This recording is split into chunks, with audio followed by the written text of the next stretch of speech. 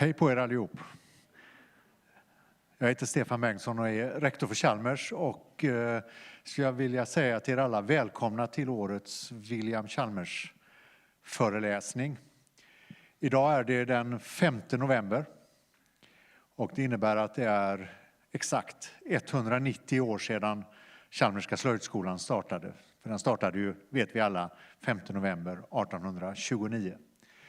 Och William Chalmers föreläsningen organiseras av Chalmers tekniska högskola ihop med Chalmerska ingenjörsföreningen och Chalmers studentkår.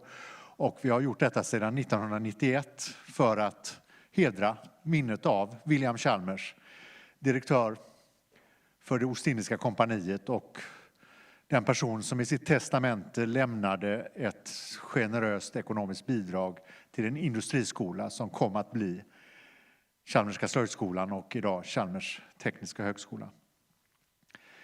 Varje år vid ungefär den här tiden, och det är inte exakt den 5 november varje år, men i år passar det väldigt bra. Det är extra roligt när det är också 190 år sedan. Varje år så har vi en William Chalmers föreläsare, en av Chalmers framstående professorer som beskriver i populärvetenskapliga termer sitt forskningsfält, sitt ämnesområde med lite tillbakablickar, lite blickar framåt och beskriver området. Och i år är det extra roligt att hälsa professor Minna Karstunen välkommen. Minna är professor vid institutionen för arkitektur och samhällsbyggnadsteknik. Hon leder där gruppen i geoteknik och hennes specialitet är just hur naturliga leror beter sig, och en del av dem beter sig verkligen, som vi kommer att se här sedan. Minna har en lång internationell akademisk karriär. Hon har sin grundutbildning i Finland vid Helsingfors tekniska högskola. Hon fick sin doktorsexamen från University of Wales i Swansea. Hon har arbetat vid Glasgow University och University of Strathclyde i Skottland och befinner sig här nu vid Chalmers. Hon är också fellow of the Institution of Civil Engineers i Storbritannien och ledamot av det Kungliga vetenskaps- och vitterhetssamhället här i Göteborg. Titeln på ditt föredrag, Minna, är Gothenburg Clay, the Foundation of the Future, and the lecture will be held in English. So please, the stage is yours, Minna. Thank you very much, Stefan.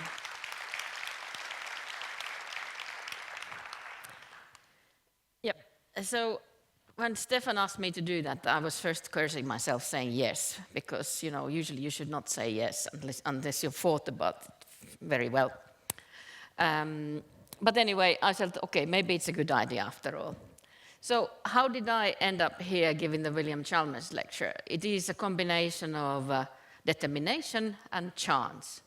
So I was born in Helsinki, and pretty soon after my little brother was born, we moved to Karkkila, which is a sort of little town 75 kilometers out of Helsinki, which had a cast iron furnace. And actually that is when my first connection with Gothenburg started, because my dad was selling cast iron bits for the car industry in Gothenburg. And I knew that every Friday when Daddy was coming home from Gothenburg, we would get prawns, because his clients made sure that Fiskekyrkan provided them packed with ice.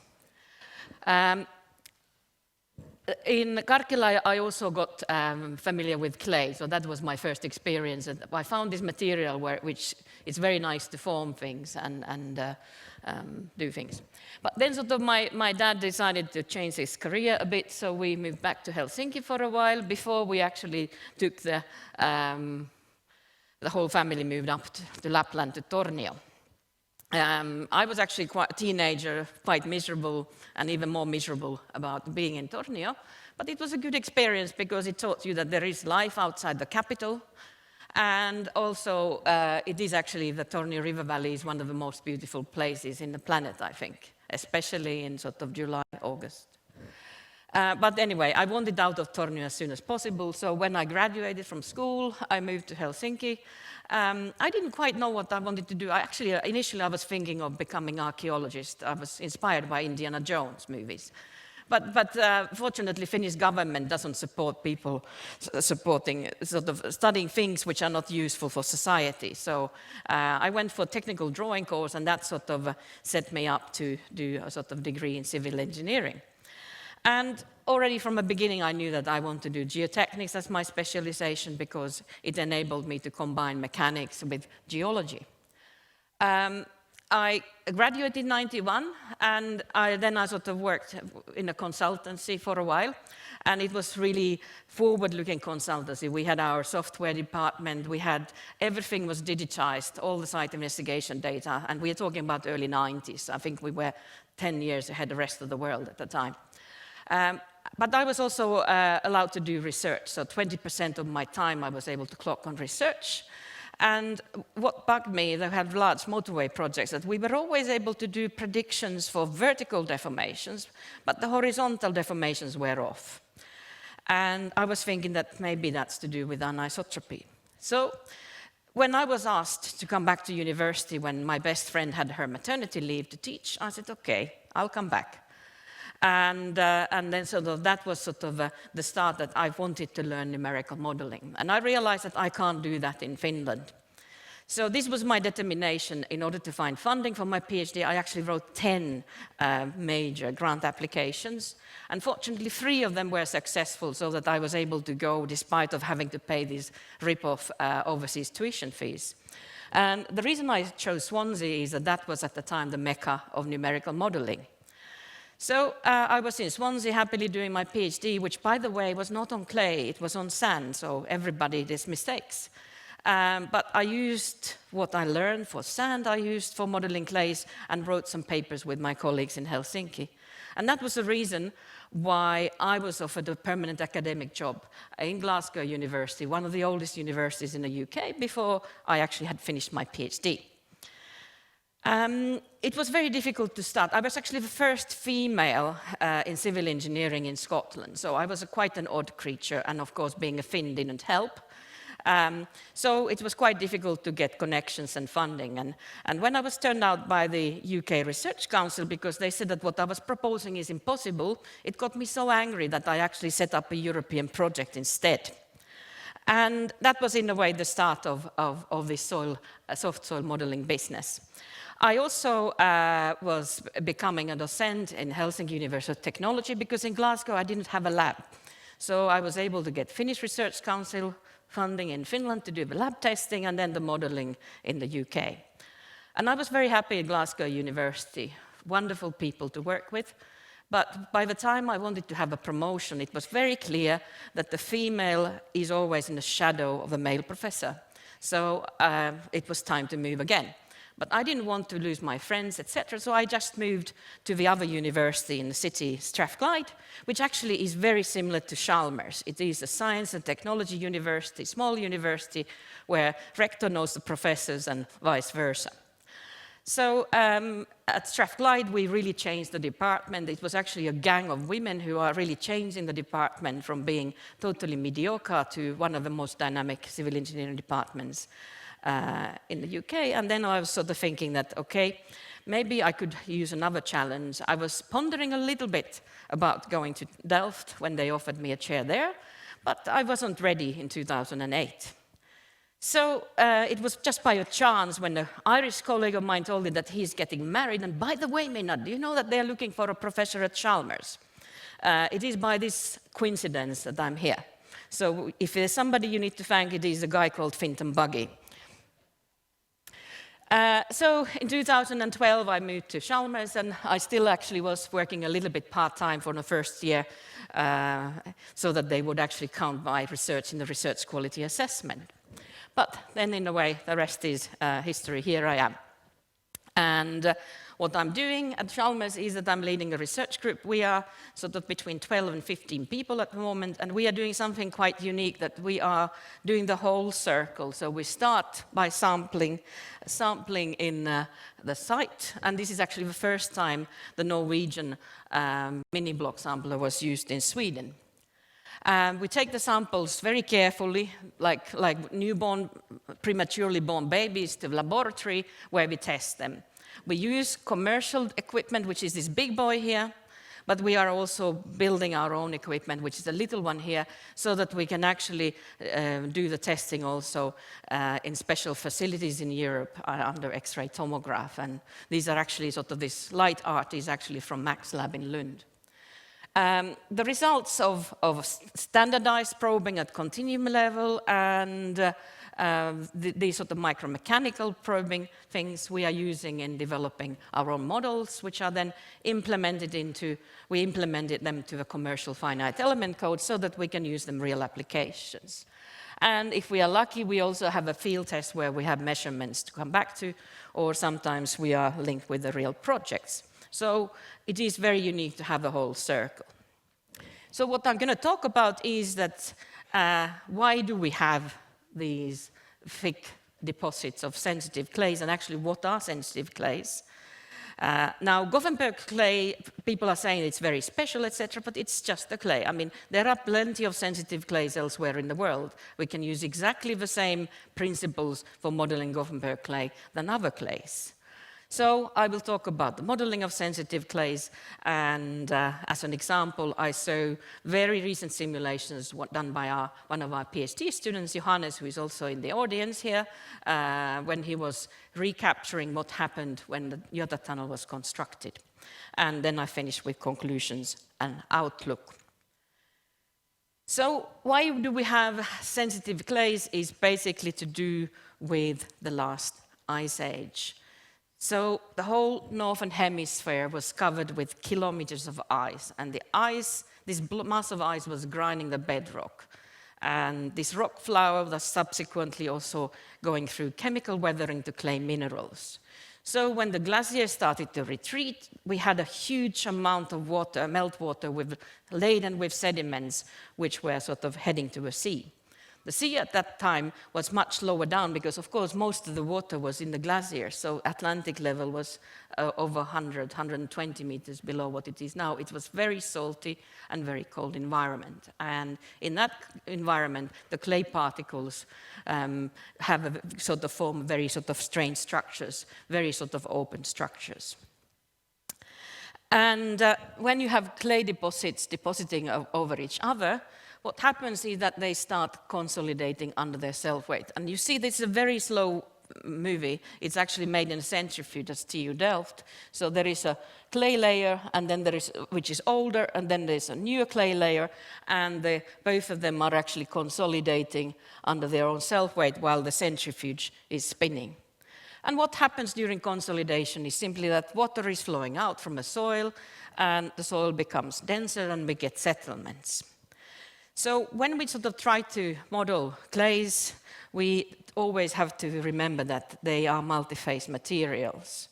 And if we just stick to the saturated, fully saturated clays, which we mainly have under the groundwater level, then in a way we can sort of describe them as a continuum by keeping track of that. We have to think about the soil skeleton, which we describe with effective stresses. So when we load the soil, part of the load goes to the soil skeleton and part of it goes to the pore pressure.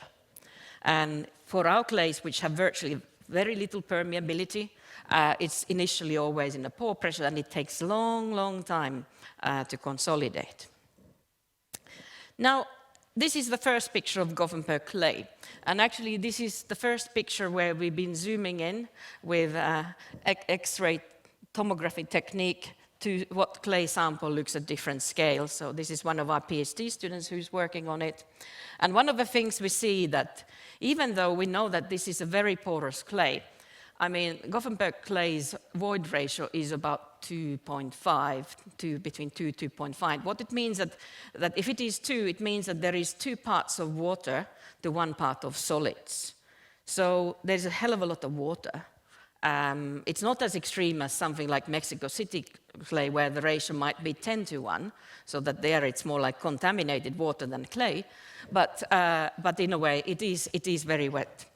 And you can't see the pores, etc., on these scales, and we are zooming in to really sort of micrometer scales. But what you see is these white speckles, which are in every scale, and these are quartz particles, very, very tiny quartz particles. So why do we say that the Gothenburg clay is sensitive? I have this nice photo which was provided by my predecessor, Göran Selfors, whose hand is in the picture. So the cylinder here is a block of Gothenburg clay. So when the clay is intact, you can have quite a lot of load on it. Of course, it will slowly deform in time, but it doesn't fail instantaneously. But the same clay, when you disturb it, it becomes liquid. So in the same water content, the material can be solid and liquid.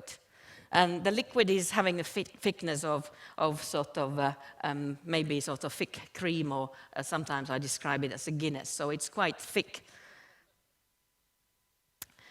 So what we call sensitivity is this fact that the clay can have quite high stiffness and strength when it is intact, but it can lose it when disturbed. And that makes sensitive clays, and especially if it is so sensitive as this one in the picture, it's called quick clay, it makes it a natural hazard. The worst incident, biggest incident of quick clay landslides I know of is sort of related to my archaeological interests. That was a Sturega submarine slide in Atlantic, where basically we are talking about the slide length of something like 900 kilometers. This volume of clay which flew was so big that we had sort of massive tsunami in the Northern Atlantic, and that is why you find very nice archaeological remains in Orkney and Shetland, because the population at the time was killed by the tsunami. So the structures are intact. Well, if we come then closer to Sweden, one of the things is that if we look at the landslide map of Sweden and we sort of start to think where we are in Gothenburg, everything red. Near Stockholm, red or orange, whole coastline. So what is historically true that populations tend to live close to waterways. And when you have close to waterways, those are typically the places where you have sort of fine-grained materials sedimenting. Of course, waterways are also where we have flooding. And in case of Sweden, the areas which we're flashing red are also the areas where we travel the most and where we have most of our population. So for some reason, we always want to live in areas which are prone to flooding and landslides. Maybe it is just to keep life interesting. I don't remember this incident because I was too young in 1977, but I know that many people in Gothenburg remember the Tuve landslide in Hisingen, when 9 people died and 60 people got injured and almost 600 people became homeless. So quick clays are a natural hazard. We are handling them much better nowadays, but still the most recent problem in Sweden was in Småröd in Moncada in 2006. This was during the construction time of E6. So we should really have respect for sensitive clays when we start constructing. But normally when we talk about urban setting, it is actually the settlements which are problematic. And these are from my lecture notes, so they are a little bit childish sketches. But most of us know in Gothenburg that if you, for example, go to the Lindholmen and look across the river, you see houses which have settled and look totally tilted and funny. And it is really that settlements themselves are not a problem. It's the differential settlements which are a problem. And you have differential settlements if you have uneven loads. You have differential settlements if the bedrock is reasonably close by and you have uneven clay thickness. Well, the middle picture usually doesn't apply in Gothenburg because we have lots of it. So when it's deep down, you don't feel it.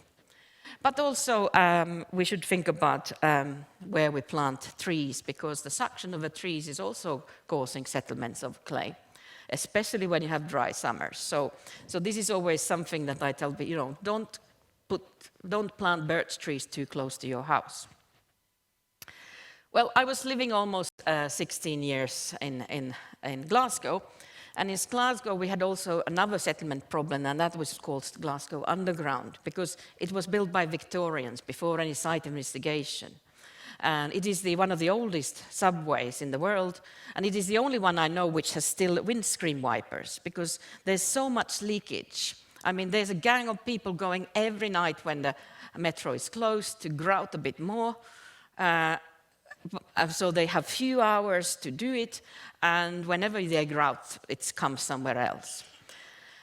This is, of course, something that some people in Gothenburg are concerned about, with the Västlänken project, for example. But of course, nowadays we do pre-grouting consistently when we are driving the tunnel. So whenever we are driving the tunnel, we know what's coming ahead, and we adapt the grouting scheme accordingly. And also the good point is, unlike the soils in Glasgow, settlements here take a long, long time. So when we try to calculate settlements, what we need to do is that we need to do soil sampling. So we see again this very messy picture about this block sampler. And one of the things which I was told when I moved to Gothenburg is that the clay is extremely homogeneous. Well, Tara, who was one of our PhD students, she provided that picture in the middle, which is a block sample taken at the bottom of a real excavation. And you can see that it's not homogeneous material at all. So the challenge with geological materials is that we have material we don't know very well, which is variable, non-homogeneous. It's also very sensitive, so the sensitivity means that we should not disturb it too much before we take it to the lab, which also means temperature. So the picture on the right is actually our old laboratory, which doesn't exist because we are just in the process of moving to a new lab, which is 3 times as big. But the old lab, just like the new lab, is climate control. So every testing we do is done at +7 degrees, corresponding to the average temperature in the ground, so that we don't need to do additional temperature corrections on the results. The philosophy on how we test the soil is that we have to bring the soil back to the stress state it is in the ground. All of you know that soils are very heavy. So unlike some of the structural materials, the self-weight is really dominating, and it affects the response of a material. So we have to create those in situ stresses in the laboratory. So the vertical stress and horizontal stress. And we do that in a device called odometer. And then sort of based on loading stepwise, for example, we can get stress-strain curves. And again, I didn't plot things in terms of stress and strain. I use void ratio, this ratio between the volume of voids and the volume of solids, because it is a state variable. But when we have natural clays, sensitive clays, we don't get these images which you find in especially British textbooks. We get something different. These are actually tests done by my PhD student Mirva in Finland. And Vanttila clay is just close to Helsinki, and it is a little bit more sensitive than typical Gothenburg clay. But the behavior is very similar. So when you have an intact clay, which is these bluish dots, it actually has additional resistance to yielding. So it has quite a high stiffness. But then at certain stress level, it loses its almost all. It just compresses like crazy. And ultimately, at the very high stress level, it starts to approach how the clay is responding. If we are taking the same clay in the same water content, are just disturbing it and testing it for its compression. And the same thing we can see if we look at the creep rate. So people in Gothenburg understand a little bit about creep, that the whole city is going down a bit all the time. So that is this sort of long settlement which takes long time without any change of pore pressures is called creep. Also the creep rate is the highest at the, at the same stress level as where the soil collapses. So these two are very much interlinked. Now, this was an example of one-dimensional compression. And it is only a one special stress path in the stress space. And if we think about what we are planning to do in Gothenburg, we are planning to build a lot. So we are actually having totally different stress path, because in one-dimensional consolidation, you have no horizontal movements, you have just vertical compression. But when we start building houses, we will have vertical increase in load, and soil will be able to move sideways. And there are great plans in Gothenburg. This is what I got from Lena Andersson from Elfstranded Utveckling. So all these developments which we're seeing in Gothenburg, I'm just seeing clay. You see houses. These are most probably the most expensive plots to build in Gothenburg. But one of the things which is comforting is that we can build anywhere. It's just about money. So when we start building things like that, one of the things we need to respect in Gothenburg is that nothing stays still. This is a picture I got only last night from a collaborator who was sort of seconded to a company in Barcelona. And these are basically processed images, INSAR data from Sentinel missions with European satellite, which goes over us every 2 weeks. And you can see that there are differential settlements, but in a way, most of the Gothenburg is actually settling quite at a significant rate. And that means that we have to be careful how we construct buildings in the future. In the old days, people found out by mistakes that if you put 2 tall buildings, they settle. That's why Gothenburg doesn't have very tall buildings historically. Then people got a little bit more clever. They realized that let's make a basement. So by digging out the soil, making basement, it sort of floats and goes with the clay. But now we want to have all these tall buildings in order to have this dense urban setting. And of course, the typical classic way, which structural engineers love, is to let's pile it to the bedrock. It's very expensive, a lot of CO2 in the materials. But also, you end up with the problem that when the ground settles, your buildings start to emerge. So you need to start having ramps and steps, and you might have problems with utilities, etc. I think Läppstiftet is one of these examples of these emerging buildings in Gothenburg. So it would be much better to have foundation solutions which work with the clay. Floating pile foundations, we actually have quite a lot of them. Overlapping pile foundations, there is Kuggen in Lindholm, one of the Chalmers buildings, which has this special foundation type, which is actually very popular in Mexico City, which is a heavily settling environment. Of course, if you make mistakes in your calculations, you might sort of try to have some sort of shear structures to separate your building from the surrounding ground, so that at least the ground doesn't start to hang on your piles. Because one of the problems with this solution is that your pile loads can get excessive when in addition to the building, you're actually also carrying the settling clay with you on your piles. Or we could think about using various solutions using rigid inclusions. So there are ways that we can do foundations in the future. The other project which has created a lot of interest in Gothenburg is, of course, the Västlänken project. For me, as a clay person, it's very interesting that we have a very big pit in Central, and it's one of the biggest ones ever dug. Rosenlund, one of the deepest ones. And in Korsvägen, we surely need to keep water away. Excavations in urban area are quite complex structures, because we have to think about retaining structures, so retaining walls. Then we have to support them. Actually, I'm missing a detail called railings here, but in a way, usually in Gothenburg, we use struts. In Oslo, they have a lot of settlement problem because they are very keen on using ground anchors. So if you start anchoring your excavation under somebody else's property, you are likely to cause some troubles there. The difficult thing with excavation is the flow of water, which might sort of cause settlements in the long term. But typically, our clay has very low hydraulic conductivity, so it takes a lot of time. And of course, you don't want to make sure that your horizontal movements are within allowable limits so that you are not causing trouble. How do we do that? we do it using observational method, and this is actually very often one of our exam questions for students. And when I ask the students what is observational method, some people say, okay, you build something and you observe what happens. That is not what observational method is, according to Eurocode 7, which we are supposed to be following.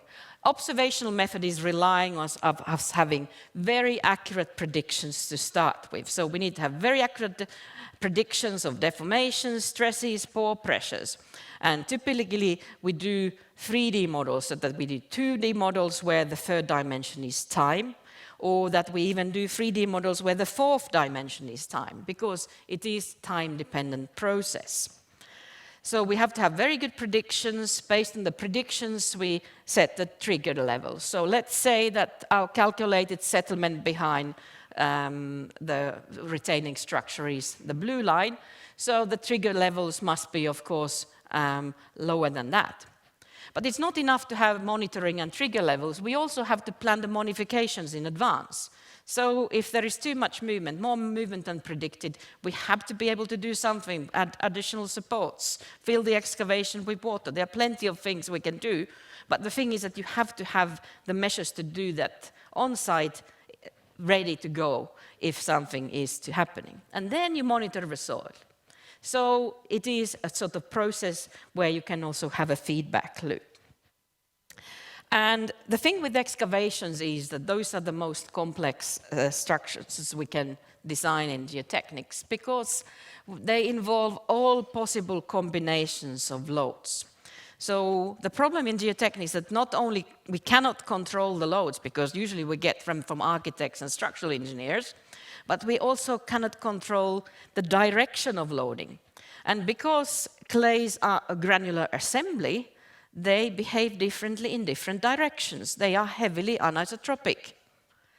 And that is where our modeling comes into place. So it is very, very slow research.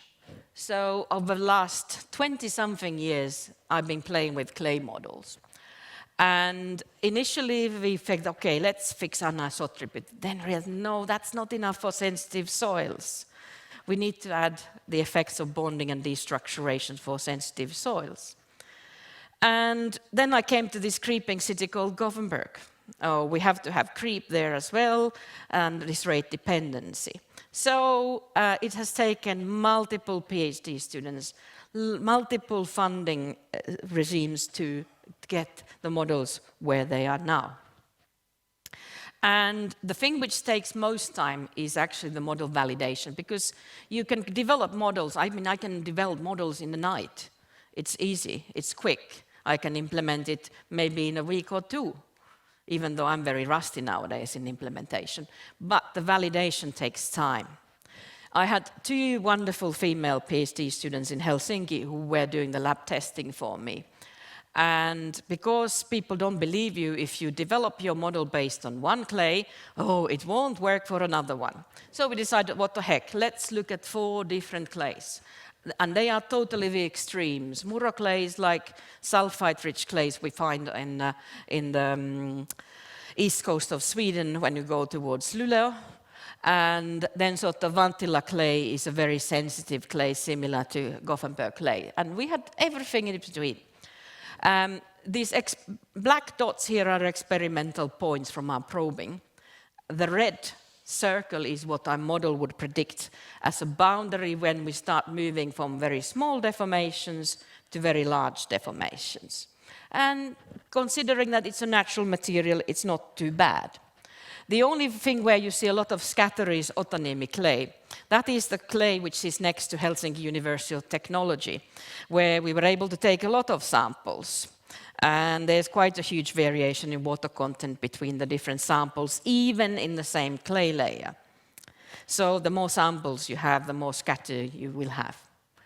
We also, with the model, can predict how anisotropy is changing.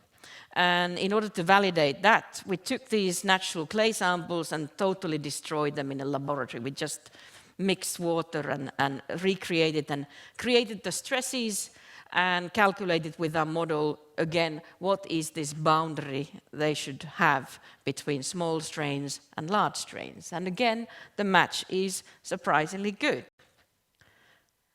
The thing which bugged me when I was working as a consultant was this thing that I was not able to get the horizontal movements right. And that means that my predictions for strain paths was wrong. So if I predicted the vertical strain correctly, I missed on a horizontal strain, and typically I over-predicted. It's too complicated to explain what on earth this graph is actually presenting. But what is plotted at the bottom here is a strain path. We are plotting the deviator strain versus volumetric strain. Again, black dots are experimental results. Red is the prediction with our model, with our anisotropic model. And the blue line is basically with the models which I was using in industry in the early 90s. And so, of course, with these models in industry, it's not surprising that I was over-predicting horizontal displacement if I was over-predicting so much the shear strains. What we can also model is the strain rate dependency. So that is something which is also funny with clays, is that we have to be very careful at which strain rate do we test the soil. If we test it very fast, it's much stronger. It is a little bit like skiing over marshland, which is frozen. If you go very fast, you might be lucky and get over, but if you are very slow and stop, you might sink. So clay behaves the same way. And what we can predict nowadays model is both what happens in compression, so when we are building foundations that we are loading the soil vertically, but we can also predict what's happening when we are excavating, when we are unloading the soil or squeezing it horizontally as we do in excavation problems. Now, all until now has been at laboratory scale, and that is where most of the people in academia stop. First of all, they don't create their own data. They just use somebody's data from literature without any idea how that data has been created, and then they are sort of happy and they move on and they do another tweak of the model and publish another paper, etc. We don't do that. What we do is now when we have these models which are useful, we use them for real applications.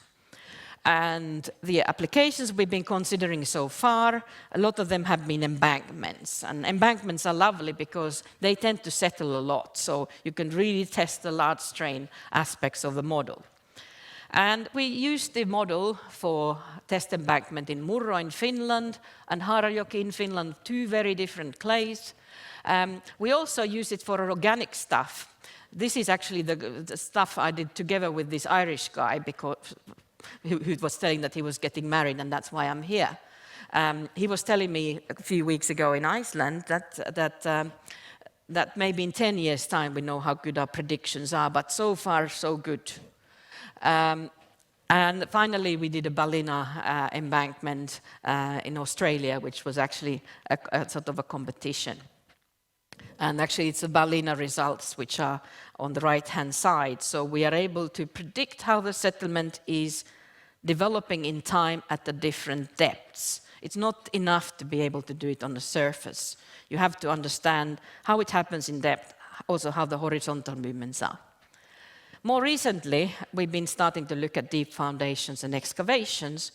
And in a way, the results I will now show to finish off are actually from Göta Tunnel, which is the most recent deep excavation where we have, has been completed and where we have measurements. So Göta Tunnel, as many of you know, is this blue thing here. And of course, part of the reason to choose Göta Tunnel is that it is nicely crossing with the Västlänken planned tunnel. So this study section here, just behind Folkets Hus, is very close to where we will have the Rosenlund station in Haga. And these results are really sort of very recent. We published them in September, and Johannes, who is a PhD student funded by Skanska, is also here in the audience. So he kindly allowed me to steal these. So the section we are looking at is, like I said, just behind Folketshuset. It's a very typical Gothenburg condition that the natural water content is over this liquid limit. So it is a sensitive clay, medium sensitivity of 20. So the intact strength is 20 times higher than the disturbed strength. And in this case, the excavation is 11 meters deep. And they installed used sheet pile walls to support the tunnel excavation. The biggest job for Johannes, who is an industry PhD student funded by Skanska and SPUF, was actually to go through all the logbooks from the construction period, because we wanted to follow the time sequence as accurately as possible. So there were a lot of stages. They installed the walls, they installed displacement piles, which in order not to disturb the soil too much, they were pre-augering. Then the actual excavation was done underwater, so it's quite a messy business.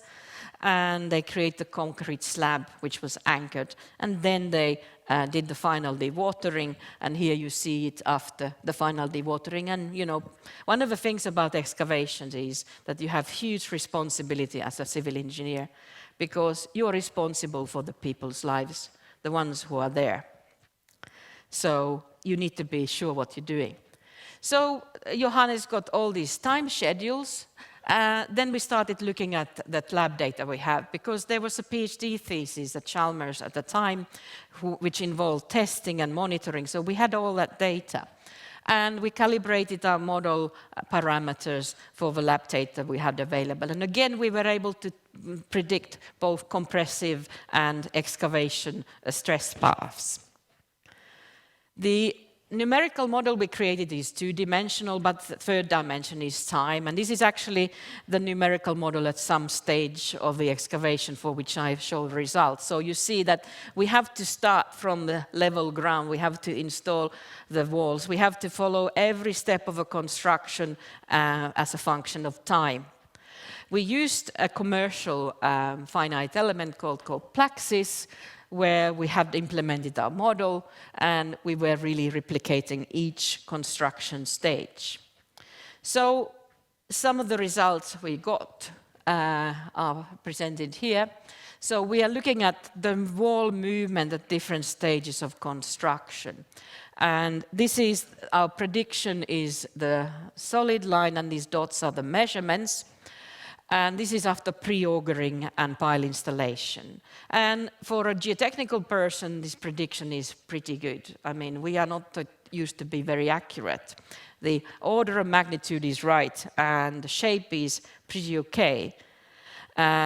Next, we model the stages, multiple stages, and again stopped. Look how the results look after the underwater excavation. They look even better. And then sort of the final dewatering. We are a little bit over prediction. I'd rather be on the over prediction side than under prediction side. One of the reasons we did these simulations was also to see what happens after the tunnel is there. Contractors usually don't care what happens after construction or their 10-year warranty period. But asset owners such as Trafikverket, they are designing these tunnels for 120 years.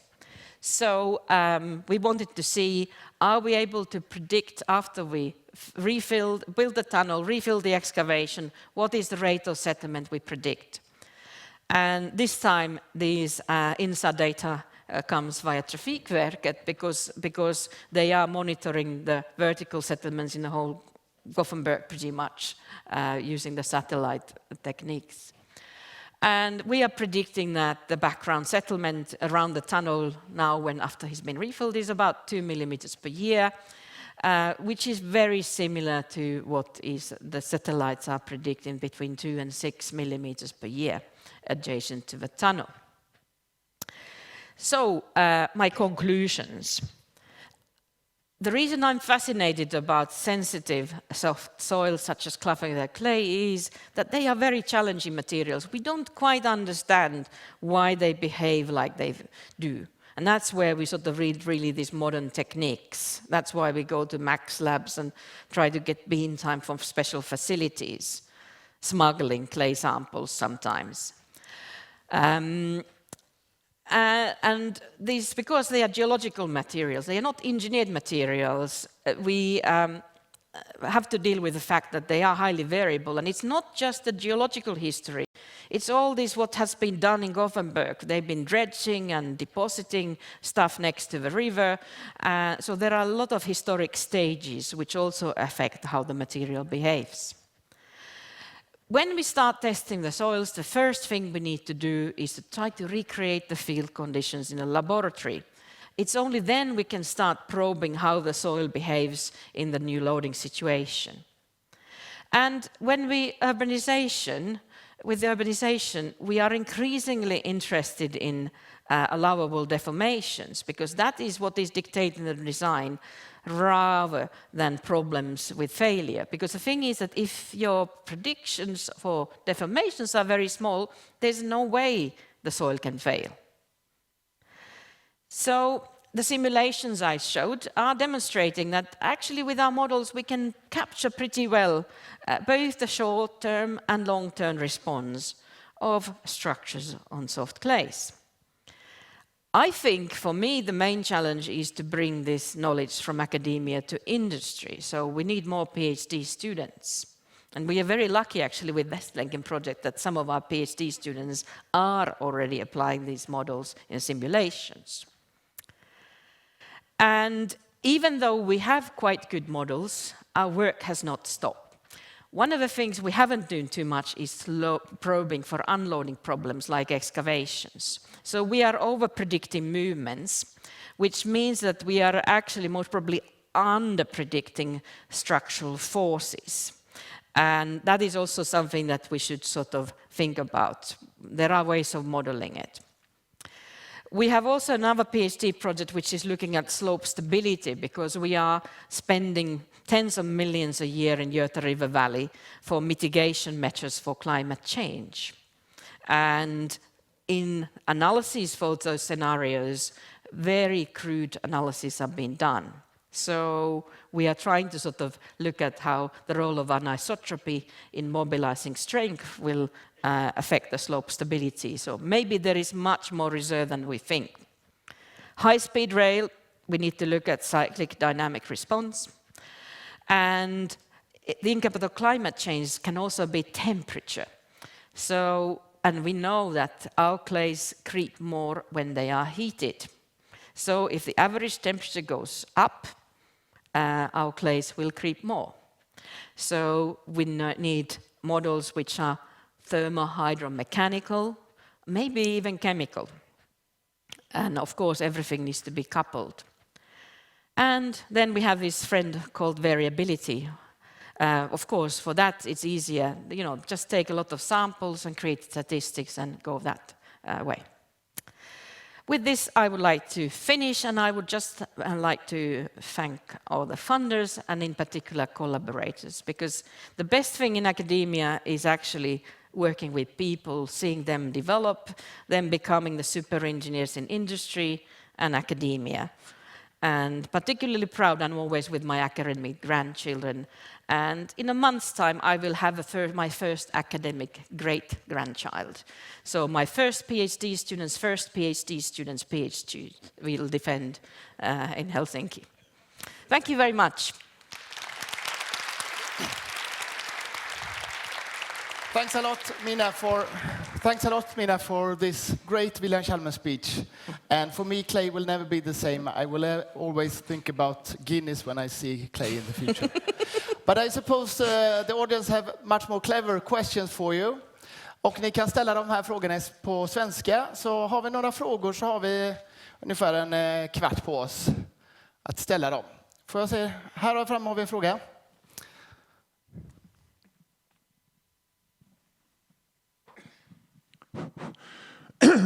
Joachim Wiel Davidsson. I'm from Gothenburg also. In Boston, they have a similar clay, as I think. And as we have here in Gothenburg? What problems have they had in Boston, USA, and what problems might we have here? Can you say something about that? Well, I think that the clays, fundamentally, the way they behave is the same wherever you are. So the same mechanical principles apply.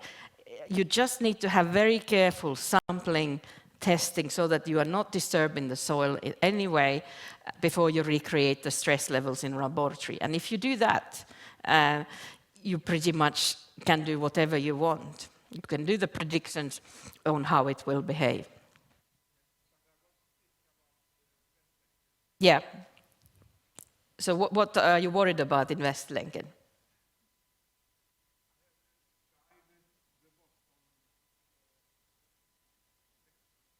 Yeah.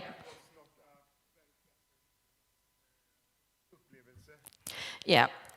Yeah, I know that when I'm looking at the scientific papers which have been done on Boston blue clay, etc., they actually haven't done the level of testing we have done here in Gothenburg. So there was never very good predictions available when they were designing those tunnels. We are doing much better job. Har vi några fler frågor här ute i publiken? Här precis bakom.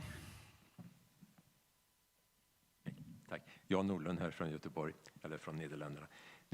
Jag läste om stadsbanan. På 30-talet så utreddes här i Göteborg att det skulle bli en tunnelbana. Men det blev ingen sån, för att spårvägsdirektören tyckte att det var trevligare att se spårvagnarna ovan jord. Men då så var det ingen konstig lera, stod i rapporten, förutom där gamla Ullevi ligger. Och det är ju den leran som tydligen påverkar huset på andra sidan ån. Och jag bara tänkte om du hade hört någonting om just den leran. För att hela Göteborg hade samma lera förutom under gamla Ullevi. Well, there are local variations, and this is typical for geological materials, and that's why you have to do very site-specific sampling and testing. So you can't just say that Gothenburg clay is like this. If you think about how rivers are forming, they are sort of meandering initially, and then they straighten up, etc. So there are a lot of processes which affect locally the conditions. And of course, Gothenburg is quite an old city, so there's a lot of old stuff, old piles, etc., which also affect things. So it is, to some extent, it is this historic heritage which makes things a little bit unpredictable.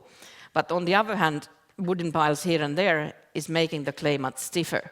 So these are positive surprises rather than negative surprises. Så, här bak har vi en fråga också.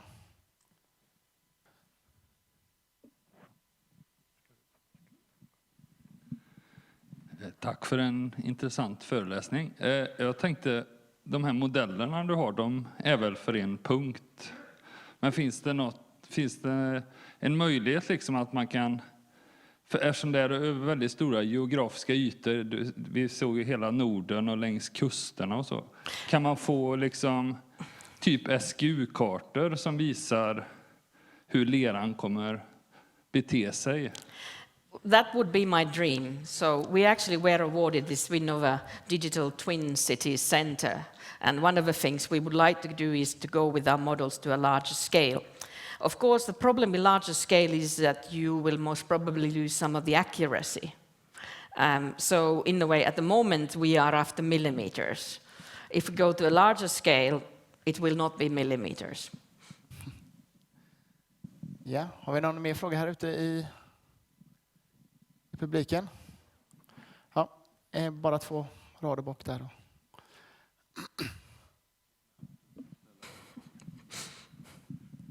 Jag tänker på om man borrar hål i berg och har ett mäktigt lerlager och plockar energi ur det här borrhålet. Då kyler man ju ner leran. Kan det få sidoeffekter på byggnader? Yeah, I mean, the same applies to clay and rock, is that you don't want to drill too many holes. That is why in tunneling we are typically investigating ahead when we are driving the tunnel, rather than creating pathways for water from the surface. Of course, we need to have few surface holes to start with, but in a way we don't. The same is in clay, that you can't take too much samples because, of course, the boreholes will collapse. And one of the reasons which I find Gothenburg is a strange city is that we are using so much displacement piling, because that is the worst thing to do for the clay. Put a concrete pile in, disturb the soil around it. Things are moving about. So people should look at these things more carefully, and hopefully in a few years' time we can really model these large deformation problems. Jag skulle tro att vi hinner med 3 frågor till. Där bak har vi en fråga.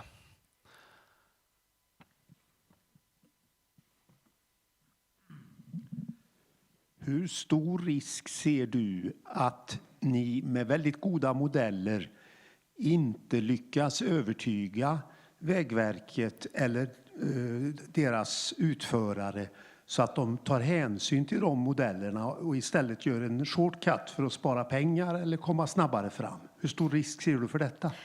Well, one of the things to sort of say that at Chalmers is a research institute, so we are not doing consultancy, and we don't have a liability insurance either, and that's part of the reason why we don't do consultancy. So we are advising Trafikverket when their consultants are doing analysis, and we try to make sure that whatever assumptions they are doing, that those are sound. So that is part of my role as an expert audit. But in a way, we are not doing analysis for Trafikverket. But they want us to use their measurements to validate our models, because that would give us much more confidence in future projects, because this is not going to be the last excavation in Gothenburg. Har vi ett par frågor till? Här framme har vi en fråga.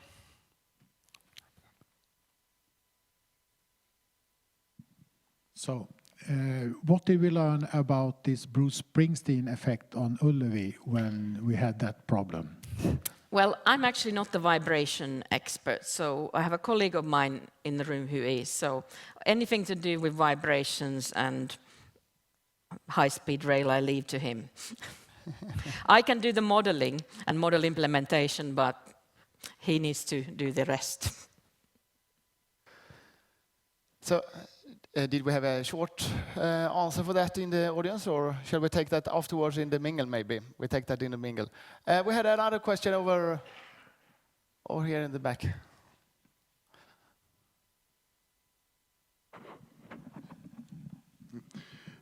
Det kommer ju borras många hål och långa gångar. Dräneras stan ut, och vad händer då med volymen utav all den här leran?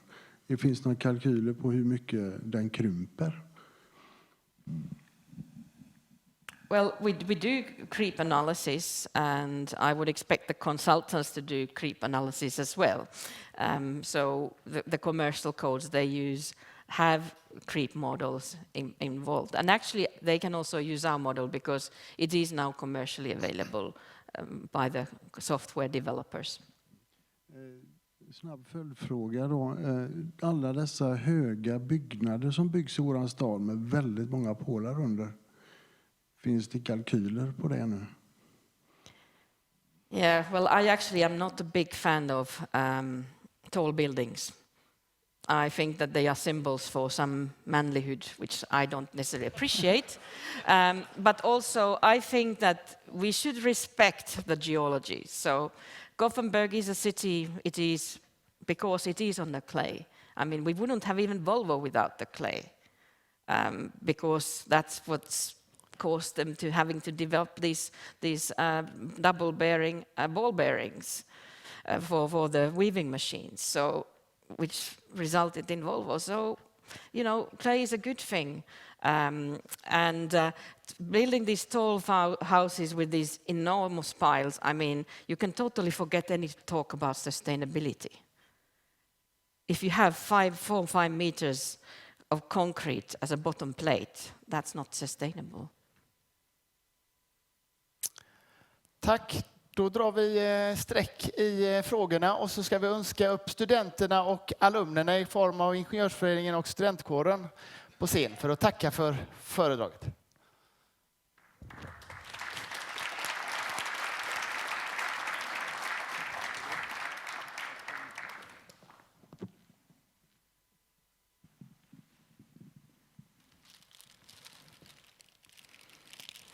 We would like to thank you. It was an amazing presentation. And my name is Dennis, and I'm the president of the Student Union. Yeah, thank you as well. And I'm the president of Chalmers Alumni Association. And really we want to thank you for this.